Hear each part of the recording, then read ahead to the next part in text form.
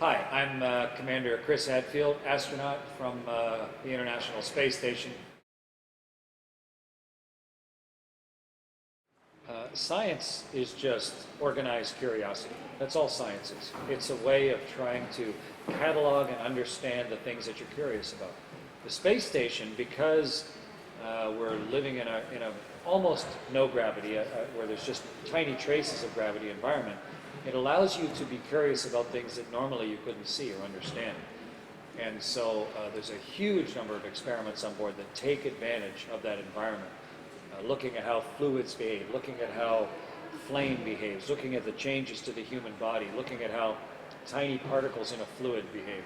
So it's a wonderful environment in order to pursue science that's impossible to investigate here on the surface of the world, on board the largest laboratory we've ever built off the planet.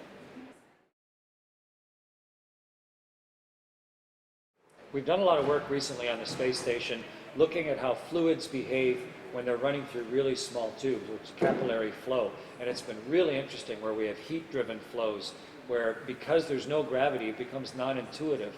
And the surface tension and how the viscosity of that changes with temperature, it really behaves weirdly when you put it through very small tubes where the Marangoni forces become dominant. It's a really interesting area of study, and working up on the laboratory experiment on the space station with cameras looking over our shoulders and whole crews of scientists on the ground watching and investigating and going ooh and ah at the experiments that was happening. It was an amazing place to be able to do that science.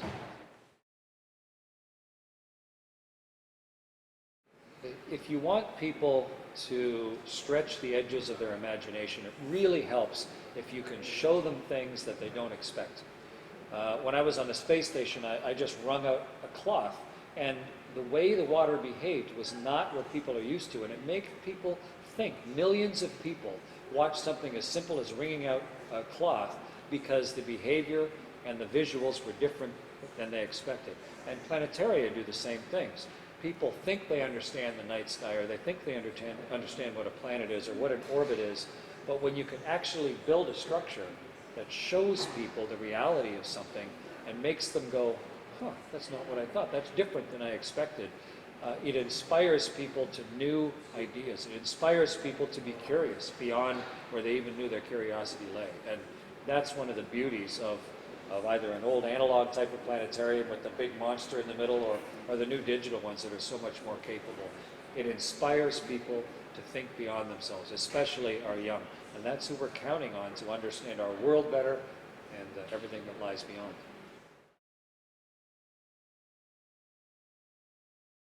Several times during my 3 space flights, I've had to get into the workings of the computer to help make the space station work better, or to actually help save the space station. During my 2nd flight, the hard drives started overwriting each other, and the whole space station went uncontrollable. And we had to do the actual mechanical rebuilding of the computers on board, and then booting them up using basic software and starting over again. So that level of computer familiarity was really important. And during my last flight, we had a whole operating system crash on the station. We had to restart the whole thing using 10-year-old software called Mighty Mouse to bring it back to life and get all the systems working to save the health of the space station. So a deep and well-trained understanding of how the mechanics of a computer work and then how software interacts with it and how software works is absolutely vital, right from programming right through an operating system to just how displays are generated. It's one of the many skills astronauts can need while flying in space. I don't think people know what astronauts do, actually. We don't just sign up to take a hit and take trips. We help design spaceships. We test the procedures for years and years in order to make sure that they're going to work when we get to space. And then we allow ourselves enough margin in space that we have an extremely high probability of surviving it. And the space station is a test bed for taking a longer trip out to all the way to the moon, or maybe to an asteroid, or someday even further. But there's no big rush. It's not an urgent thing. Before anybody is going to leave Earth orbit or leave the Earth-Moon pairing to go further, we need to invent a lot of things, and we need to test them, and we need to test them into the vacuum of space and beyond the radiation protection of the Earth, our magnetic field.